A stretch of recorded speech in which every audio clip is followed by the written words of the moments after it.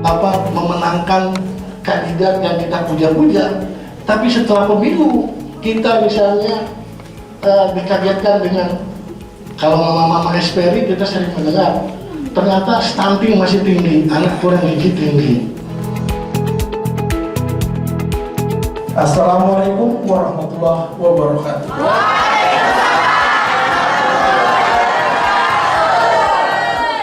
DKI ini tidak main-main mendorong bagaimana proses demokrasi di puncak pilar-pilar yang tertinggi.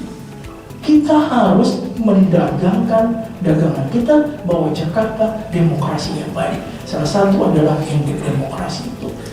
Nah, inilah yang harus kita sadari untuk bagaimana kita mengatur manajemen di DKI. Demokrasi tumbuh, kepercayaan tumbuh, maka DKI akan mampu. Assalamualaikum warahmatullahi wabarakatuh. Selamat sore dan salam sejahtera bagi kita semua. Nah, pengawasan yang kami lakukan setiap tahapan akan kami lakukan. Misalnya, Bapak Ibu sekalian sudah mengetahui betul bagaimana proses dan tahapan pemilu yang berjalan. Setelah ditetapkan partai politik tingkat nasional di KPU RI, kemudian ada masuk sengketa di sana. Nah, di Bawaslu Provinsi saat ini sedang menghadapi calon peserta pemilu perseorangan DPD yang walaupun kemarin itu sudah ditetapkan secara menyeluruh di seluruh Indonesia oleh masing-masing provinsi, tapi masih ada sisa sengketa yang masuk. Kami dari Bawaslu Provinsi DKI Jakarta ada 12 sengketa yang masuk, 11 kami selesaikan secara mediasi dan 1 selesaikan secara adjudikasi. Jika ada hal-hal yang kurang berkenan yang saya sampaikan, billahi taufiq wal hidayah. Assalamualaikum warahmatullahi wabarakatuh. Pemaparannya. Sore, Assalamualaikum warahmatullahi wabarakatuh. Salam kenal kawan-kawan sekalian. Sebelum saya membahas itu semua, kita mulai dari hal paling sederhana dulu, yaitu tentang media dan informasi. Next. Kondisi media. Next.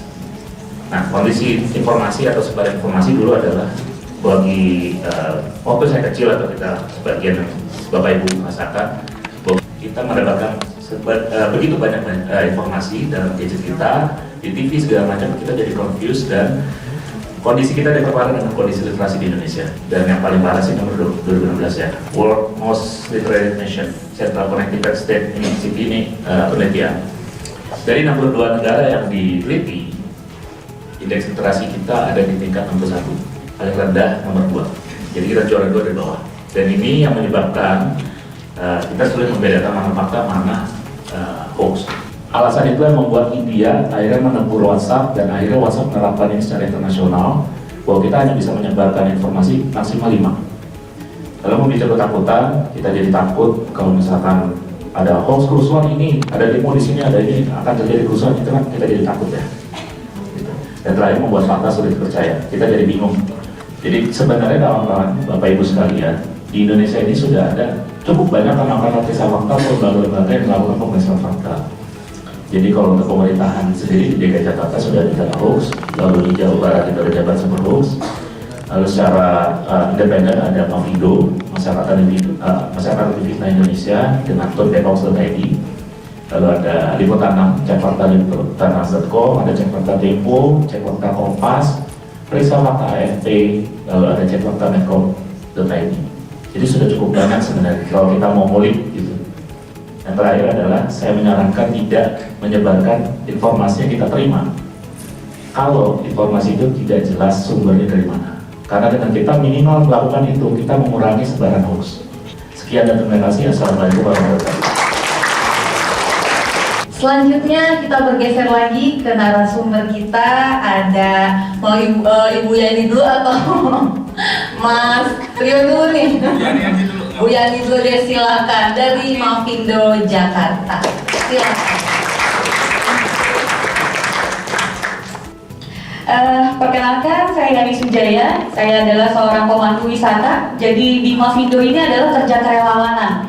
Total hoax yang menyerang dua kubu nih, kita pakai Pak Jokowi dan Pak Prabowo saja kemarin ya, dicatat oleh Mafindo ada sekitar 226.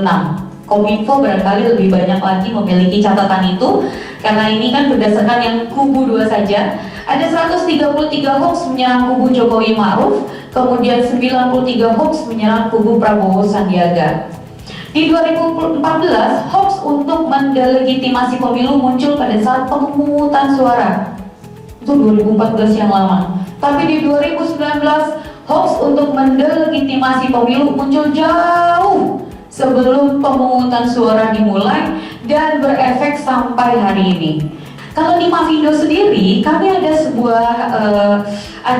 sebuah kegiatan yang waktu itu bukan mahasiswa diundang, relawan juga ada sih, relawan diundang, kemudian di sana diajarkan untuk membuat hoax.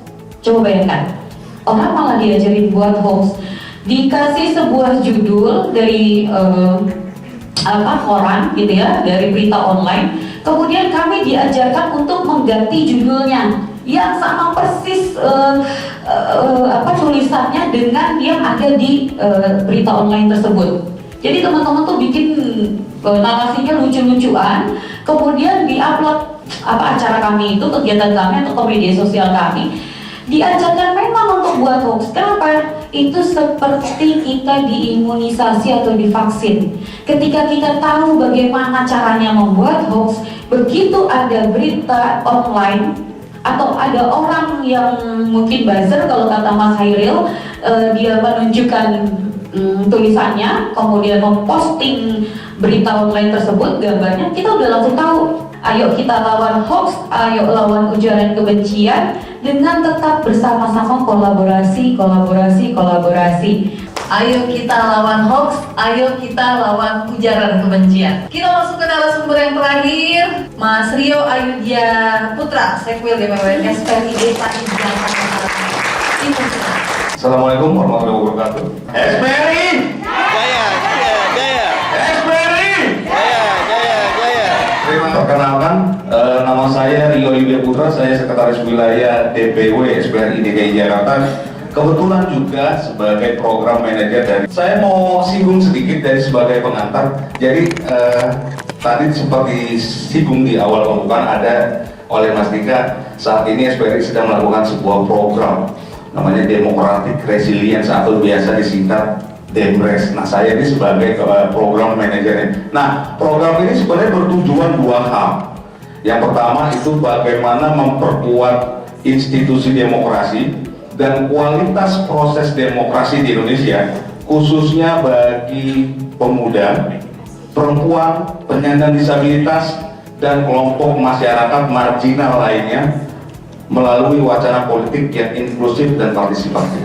Nah, SPRI dalam 2 tahun terakhir ini sedang berupaya meningkatkan kualitas dari para aktor. Jadi bapak-bapak, ibu-ibu dari komunitas nelayan, dari komunitas buruh, dari kelompok ojol, perempuan yang adalah aktor strategis yang perlu ditingkatkan kualitasnya. Demokrasi kita mengalami kemunduran. Artinya makanya hati-hati di era-era digital yang lanjut ya.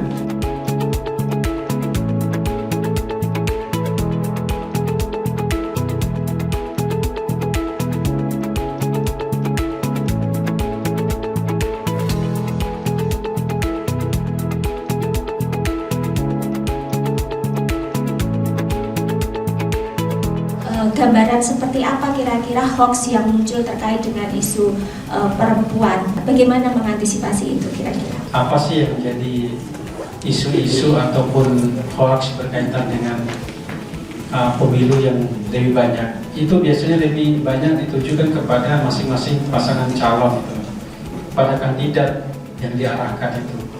Nah, oleh karena itulah bahwa di dalam penyampaian saya tadi tentang soal kampanye hitam itu diarahkan kepada kandidat. Bagaimana reputasi sang kandidat ini menjadi turun oleh karena adanya kampanye hitam itu. Nah, kita berharap bahwa kita tidak menjadi bagian daripada itu, karena kita ini adalah harus menjadikan posisi kita sebagai rakyat adalah masyarakat yang menentukan, bukan masyarakat yang ditentukan. Di sini saya ingin bertanya kepada Pak Khairil, dia selaku fact checker, ahli ya fact checker Jala Hoax, sama Ibu Yuni ya dari Mafindo. Begini Ibu, di Serikat Perjuangan Indonesia ini ada ini ya Satgas Hoax ya. Nah itu kita cukup kerepotan untuk membantah hoax, maksudnya untuk meluruskan hoax ya. Jadi saya berpikir begini, aduh banyak banget gini berita-berita hoax yang beredar di media sosial, sosial aku, sama teman-teman kadang-kadang suka nanya, aduh kayaknya kerepotan gitu loh. Ada nggak sih tindakan tegas? Kita tahu memang ada undang-undang ya, undang-undang ITE ya. Tapi menurut saya itu kayaknya kurang begitu tegas gitu untuk hal itu, terutama untuk menjelang pemilu 2024 ya Pak ya. Memang soal kalau tindakan tegas ya, tindakan tegas itu kita yang punya wewenang itu adalah kepolisian sebenarnya, kalau secara ini ya kewenangan sebenarnya. Tapi sejauh ini dari tahun 2017 sampai saat ini kita sudah melakukan masyarakat semua, bahkan dari pihak AJI, di sini juga PPMS dan macam, kita sudah komunikasi dengan pihak platform juga setahu saya. Dan pihak platform itu sudah menyediakan fitur Mbak sebenarnya. Jadi di Facebook itu ada namanya fitur kalau nggak salah klarifikasi pihak ketiga. Nah, flagging. Jadi istilah flagging. Jadi ketika ada konten-konten hoax yang sudah di-flag oleh para fact checker, algoritma yang diturunkan dia sampai sekitar 80%. Jadi itu tidak bisa tersebar lagi. Dan ketika tersebar ada warning. Nah, tujuannya apa? Juga seperti itu. Karena ketika dia ditindaklanjut atau misalnya dikenakan pasal pidana misalnya, itu penjara kita penuh itu penjara kita penuh dan itu akan repot lagi jadi masalah baru nantinya. Nah tadi kalau kata Mas Khairil kan kalau di Facebook itu ada flagger ya, flagging. Mafindo adalah salah satu yang media flaggernya. Jadi kalau misalnya ada teman yang menyebarkan hoax dan sudah di flagger oleh Mafindo, biasanya di tulisan berita teman kita itu ada tulisan sudah diverifikasi oleh Mafindo. Kita tahu nih dia nyebarin itu, tulis aja di bawahnya, itu hoax tuh, itu salah gitu ya. Kita yang dilihat, yang luar bisa baca gitu kan. Nah itu kita harus tetap terus-terusan, jangan lelah Pak. Saya dari UKI, kalau komunitas di film Forum Peduli Literasi Masyarakat. Nah, bagaimana demokratisasi, bukan hanya demokratisasi informasi, tapi demokratisasi ide bisa jalan dan bisa membentuk spektrum, bukan polarisasi. Sekalipun ada polarisasi, polarisasinya gagasan. Nah, sehingga yang merepotkan dari pemilu ini kan bagaimana politik uang. Jadi relasinya relasi politik uang ini. Nah, saya kira partisipasi kita itu sangat menentukan di dalam penyelenggaraan demokrasi. Nah, yang menjadi soal hari ini kan ketika kita tidak peduli terhadap situasi yang terjadi di dalam pemilu, itu menyebabkan pemilu jadi kacau. Kadang kita begini, oh itu kan apa yang dilakukan oleh peserta pemilu kan tidak menyangkut terhadap diri saya, tidak mempengaruhi saya, tidak mengganggu saya, biarkan saja di sana. Padahal saat itu juga hak-hak demokrasi kita sedang dirampas juga. Karena kita tidak berbicara tentang situasi yang sedang terjadi, tetapi hasil akhir yang kita bicarakan. Kalau kita sudah sadar terhadap itu, saya yakinlah kita tinggal menikmati bagaimana suasana-suasana setelah pemilu itu bisa berjalan dengan baik. Sekali lagi terima kasih untuk semua narasumber, kita tepuk tangan sekali lagi.